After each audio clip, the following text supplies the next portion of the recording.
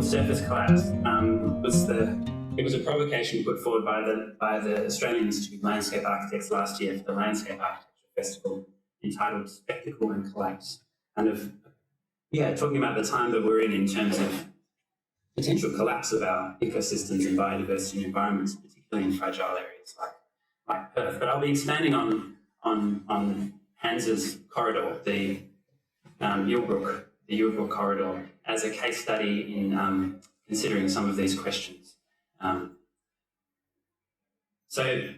First of all, deep spectacle surface collapse. I'll go through some eco-regional mapping, looking at this concept that I've been exploring, deep structure and surface structure, thinking about the environment of our city as a question of things on the surface and things below the surface. And then, be focusing on Mandoorn, Brook as a territorial strategy, imagining design with conservation, and as Hans explained, a hotspot within the hotspot. I'd just like to start by thanking collaborators, Andrea Gaynor, who is a PhD supervisor of mine, Hans Lambers, Wajul Baladong and Sandra Harden, and Alice Ford. Hans and Alice are both here today. Alice has been responsible for many of the beautiful illustrations that you'll see in the presentation. This is some of you may recognise this as the aquifers of Perth. We've gone below the surface of the Swan Canning, Derbyl Yarragon river systems, and we're seeing now the superficial layer of the aquifers. And there was a project I was involved with the Fremantle Biennale last year, which was called Kepa Kalikul, and Sandra Harden, and it talked about the importance of these deep waters through Noongar language. And I think the next slide will be a little word from Sandra. I wonder if that will play.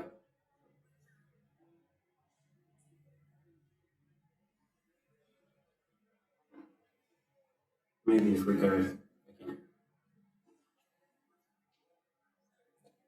It was coming through the speakers in the test run, as always.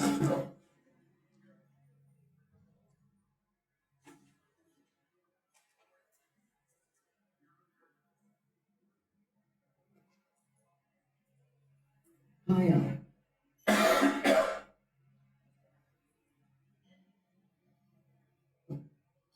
Want to watch out, Noongar Boodjar. Boodjar nunok biriwa, ngan keba biri. Doinch kuring, dabakaran kuring, nija keba yiri ayuko. And this is Sandra Harden here. What she's saying is, where is your path? My path is the water path. Walk slowly and softly when going along, and here the water will sit forever. It's been a process of mapping, a lot of mapping, my work for the last few years, and uncovering these deep systems in Perth, and the uniqueness of Perth as a groundwater city, and a city founded on these ancient waters. Here's a rendering of the water as it comes very close to the limestone ridges along the Hill Harvey coastline, and again the Nangara system north of Perth. And so you zoom out and you see the whole city is grounded on wetlands, 5 kilometres deep in many places, 60,000 years old, up to 60,000 years old, maybe older, and hot at depths. But it's an incredible part of our city, as many of you know. Our urban footprint, north and south sprawl, very much founded and able to be developed because of extraction from those aquifers through the 1960s and 70s and 80s. And the topography, the very young coastal plain against the very ancient Casamunda, the very ancient Darwin's Garden. A mapping I did in my master's thesis a number of years ago was to look at all the high groundwater areas and all of the surface geologies that indicated historical wetlands, and render that across the coastal plain to reveal this tapestry of rivers, streams and wetlands that once covered the entire region. And as you know, many of those are now smaller, they're drainage channels or they're smaller lakes. But the idea of a breathing coastal plain, a breathing sandy aquifer system, is one that has captured my imagination and this work for the last few years. And this is the lake chain which runs from Brook, the Perth CBD, all the way through Mungo Herdsman to Kareen. And as it exists over the top of an image of the current city. And you zoom in again and you see the lost lakes of the Perth CBD. Many of these are now channeled through drains, which end up at Brook or Brook. And there's a whole history here of waters and a whole presence of water through the landscape. Yule Brook, another very important area.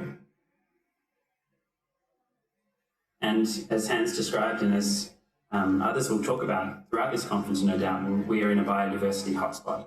And I think these illustrations of Banksias are very interesting because they show the extent of the taproots. And if you imagine then groundwater sitting as a mountain of water beneath that sandy surface, you can see how a decline in that water table due to an industrial development, for example, might lead to the death of that Banksia woodland. And then the intricate interdependencies of all the species that connect to that. There was a Hotspot Cities project which found the major cities within the biodiversity hotspots. Obviously, Hotspot City being a bad thing, meaning that our biodiversity is on a collision course with urban development or other human impacts. But many of these cities are, the case is urbanisation. And Perth was one of those. My PhD methodology and the basis of a lot of my research is looking at the city through the lens of deep structure and surface structure.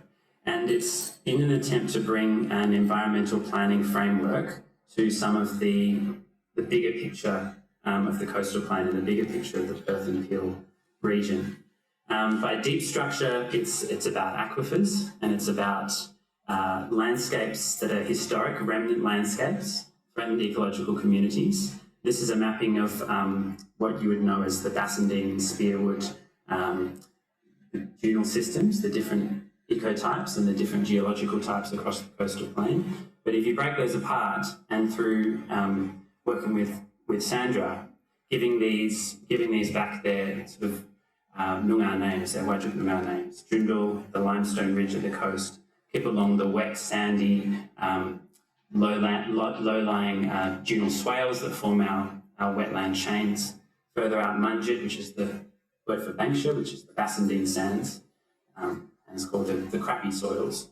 Further out, the Morn, the clay pans come in from the Darling Scarp, and the Bilya, the river systems, and further back, the Cartamondo, the ancient geologies of the scarp, the escarpment. And interestingly, these all support, so this is all the data of the buffered data of DBCA's threatened ecological communities. And each of these systems supports another threatened ecological community. The microbial communities on the limestone coast, the chewits, which tend to exist in this next band of sands. And then, of course, the Banksia woodlands on the ancient sands, the clay pans on the clays, and the salt marshes along the rivers, and then the ridgeland ecological communities. And when we talk about, I think, biodiversity in Perth, it's important, particularly from, I think, an urban ecology point of view, to understand these threatened ecological communities and how they might connect to a city of nature. Microbial, chewit, Banksia woodland, clay pans, salt marshes, and ridgelands. So when you zoom in, that's now the Swan River in there with all the buffered ecological community, threatened ecological communities surrounding it. When you go above the surface, you've then got in Sydney, this project was called the Sydney Green Grid. In London, it was called the All London Green Grid. And it's a way of not just showing places with high remnant value or bushland areas, but all the areas of ecological opportunity. So that might include an area like an open drainage channel, which is a 8 kilometre, in some cases, an 8 kilometre connected area of water that sits on the surface of the city. It might show areas like recreational areas like parks and playing fields. But it's building up this picture of a city that is linked, where these two systems of urban ecology and ecological communities, these remnant vegetation, or high fidelity landscape are linked. This is the Department Planner's current open space data set, and clearly it's very different to that image of the city that I just showed. So these are islands, these are fragments, and of course our discussion is about how we can recognise all the different paradigms of ecology that exist within the city.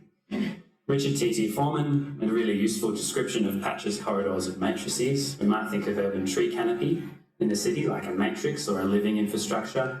We've then got our patches and our protected areas and our corridors. And these are images from different places in Perth that show these three ways of thinking about landscape planning working together. And then the different layers: ecological, hydrological, recreational. I'll skip through these. We can zoom out to the whole city and then see urban development, and clearly these are the way we still do urban development here, which is cut and fill, and to erase a lot of the ecology and the hydrology that exists in those areas. This is Perth's future urban development and future urban footprints, and there's, of course, always different changes in climate, like COVID, bring new planning investigations and different ideas about population growth and new areas for what happens at the fringe of the city. And there's obviously alarms here for the future of the city in relation to these deep and surface systems. Rod Simpson, who was the Environmental Commissioner for Greater Sydney, said resistance is fertile. We need an environmental plan with a radical shift in thinking, underpinned by landscape, underpinned by an ethos. And Sandra Harbin, caring for Boodjar is to see ourselves, all of us, and our spirits in the land. So the case studies I've been looking at for the last few years are the salt marshes along near the Ashfield Flats, along the Swan River. These are areas where there's future urbanisation and future development, land development happening, and there's also an abundance of threatened ecological communities in those areas. The clay pans and the Banksia woodlands and the other threatened ecological communities of the Yule Brook, and then the Banksia woodlands around Jandakot. But I'm going to be zooming in today into Yule Brook and Dawn and looking at this landscape as a case study of thinking through what the Belia group called the beneficial coexistence between development and landscape. These are some photos from the high fidelity areas of the central Brixton and Allison Baird wetlands and Banksia woodlands. And we get to this map of the whole region running from the Canning River all the way up to Lesmurdie Falls. And we can zoom beneath the surface and see the groundwater contours, but also the deep map of all of the threatened ecological communities and their buffers. So as Hans mentioned, we have clay pans, we have limestone shrublands, Banksia threatened ecological communities, and a whole range of others that run through this corridor that lead to its phenomenal biodiversity. And on the surface, ex-agricultural areas we can start to see here surrounding the core of Brixton. Other areas of agricultural and ecological significance, the open drainage pathways through this landscape.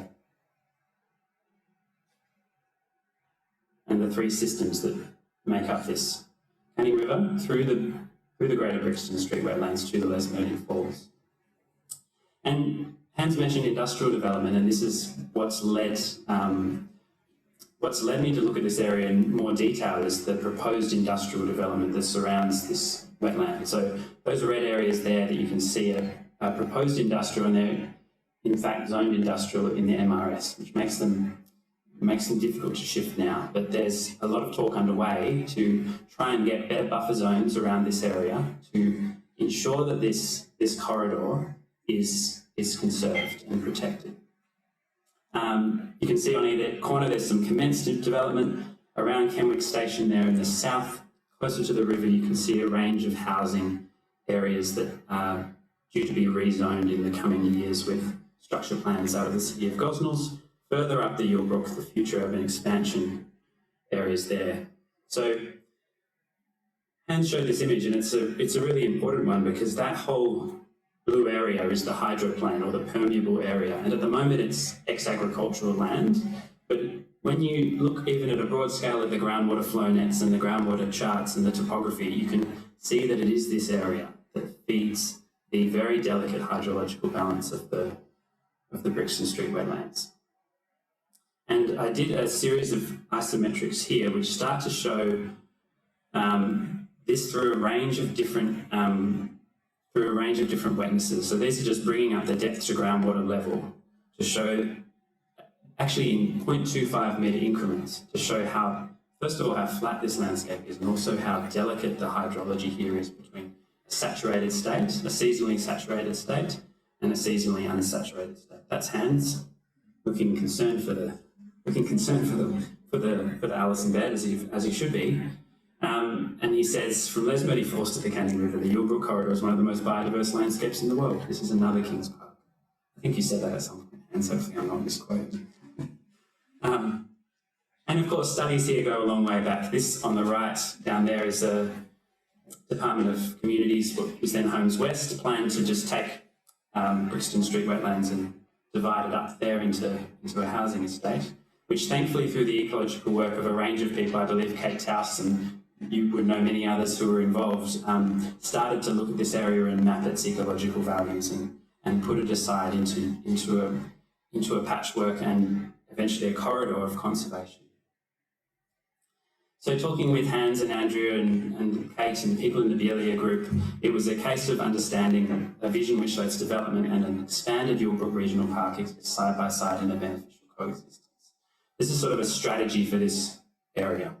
So we've got areas that could be incorporated into a broader regional park that might lead to a 700 hectare area, which would connect to the Mundy Regional Park, which would connect down to the Swan Canning River Park. But then we get into this interesting and potentially controversial discussion of high fidelity ecosystems, novel ecosystems, constructed ecosystems. But it's about this concept of the buffer. It's about ensuring this very high fidelity threatened ecological community feels, of course you've heard about all the ecological values here, it's about ensuring this is protected by future development. So this is what the buffer currently would look like. And one issue is it's quite hard to get agricultural land, the values of agricultural land to be recognised, of course, because it's agricultural land. It's not seen by our environmental frameworks as having a particular ecological value. It's hard to get a strategic overview, a strategic assessment, if you like, of this area to become embedded in the planning of the place. But this brings us back to this concept of the buffer. So there's a very interesting paradigm here from Hallett and others around high fidelity ecosystems, hybrid ecosystems. Obviously they pass a threshold from which they can't be recovered, or recovery is not seen as viable, so then they become novel landscapes and they're managed. And then outside of that is the area where many of my colleagues in landscape architecture would be often working in constructed landscape. But it's interesting to think of the city as a whole series of these different ecosystem paradigms. And of course we can say some are more important than others by different value systems. But there's also novel ecosystems in Perth that are very important as well, and there's constructed landscapes. But what the strategy is here is to think of that buffer as a whole sequence of different ecosystem paradigms. And to understand how to protect this buffer, we need to start to think about more than just the high fidelity part. We need to think about a whole gradient of different areas that in turn protect the buffer. So we have the high fidelity core, we have a restored ambition for a restored edge to this, a novel ecosystem edge to the buffer.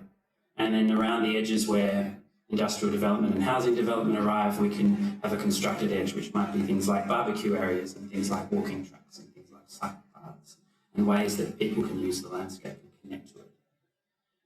So this gradient then produces the buffer, if you like, and the development can sit beyond that area. And it's a space of potential. The novel ecosystem may not be developed for another 20 or 30 years, but it won't be turned into industrial landscape in the next 10, which is the proposition that's being, essentially what's in the MRS. So thinking across these different gradients is a case of thinking in, we could call it many things, a strategic assessment, a strategic approach, a design continuum, an ecological continuum, a landscape strategy. And these are some photos of each of these areas now, but start to show you the different. When we got the key to the Allison bed, I walked through with Alice actually, and it was a bit like floating over Swan Coastal Plain. It could have been 1,000 years ago, which is quite an amazing experience. And it's not just the flowers, it's the ground conditions and the crust on the Banksia woodland and the undisturbed soils.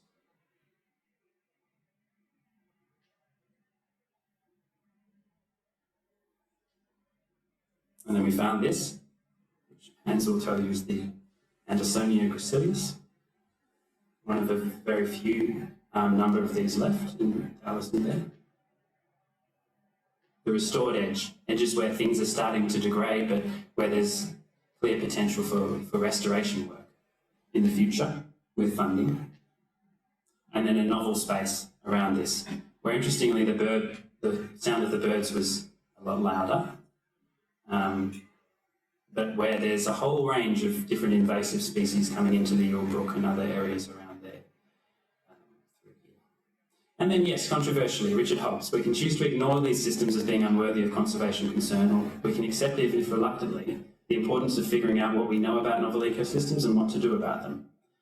When a place is categorised as irredeemably degraded, it is dismissed. When it's categorised as a novel ecosystem, the next questions become what values can it provide and what roles can it play? And here we clearly have a novel ecosystem which provides a buffer to another really important landscape in a biological sense. And then an edge, which is a constructed edge, which is a water-sensitive urban design effort at the moment along the road, what Hans measured as the road development, which is still really a business as usual development, bringing the water into pipes and sending it out to the river, starving the ground and the soil of the water that falls on it in a pre-development or a natural condition. So you can start to draw through this gradient from high fidelity all the way back to a development condition. And these are some drawings by Alice of different functions that might exist in a future Yule Brook Regional Park and how they connect to the different paradigms.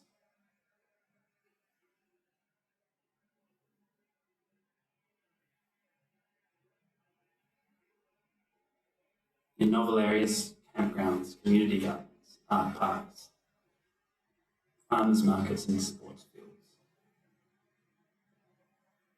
Restoration. And within the core, the high fidelity area. All the things that currently go on, but tours by hands, the cultural connections. Thank you guys. This is my contact details if you'd like to get in touch.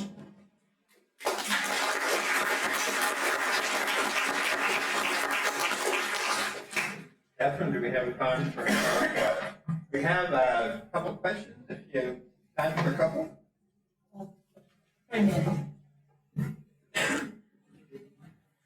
One in the far back and one, wait a minute.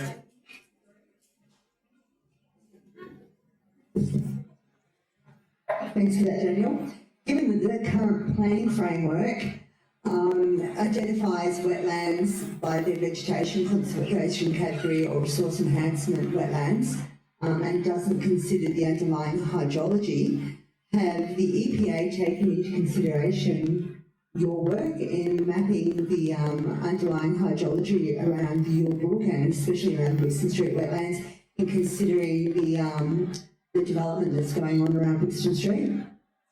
Yeah, there's been discussions between the Veolia Group, which I've been involved with, and the EPA and the different organisations, the City of Gosnells.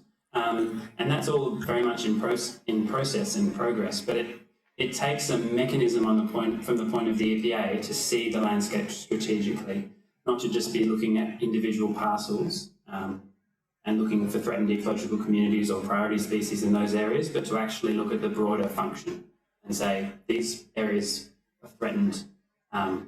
these areas of threatened ecology will be under danger if there's a change over here, which is actually agricultural land. So once the MRS is in place, it's much harder to change these things, but hopefully with more of these strategic overviews and strategic assessments in the future, the planning framework can start to take on board some of these questions.